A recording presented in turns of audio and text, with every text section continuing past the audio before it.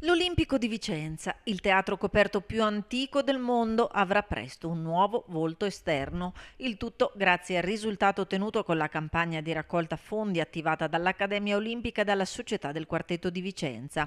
Una mobilitazione collettiva, segno dell'appartenenza di questo simbolo cittadino che è il Teatro Palladiano, patrimonio dell'umanità UNESCO, che ha permesso di raggiungere l'obiettivo dei 200.000 euro necessari per i lavori di restauro e risanamento delle facciate. Vuol dire appunto ridare alla città veramente un volto esterno dell'Olimpico completamente diverso. Il teatro coperto più antico del mondo con le facciate scrostate è oggettivamente una cartolina che non rende merito alla città e non rende merito al Teatro Olimpico. I donatori sono stati 522 fra singoli mecenati, imprese del territorio, associazioni culturali e associazioni di categoria. Sono state 15 le associazioni che hanno risposto positivamente.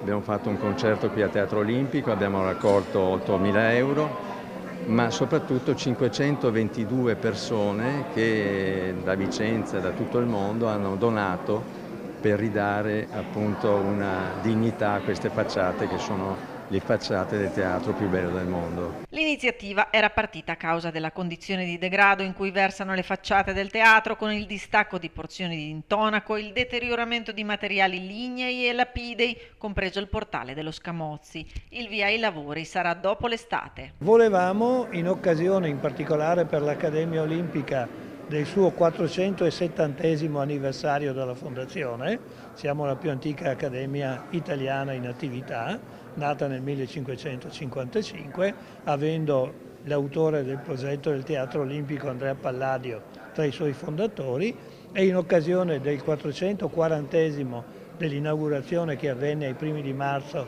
del 1585, ricorrenze che cadono l'anno prossimo, volevamo assolutamente completare la raccolta dei campagna fondi per arrivare a realizzare l'intervento in occasione di questi centenari.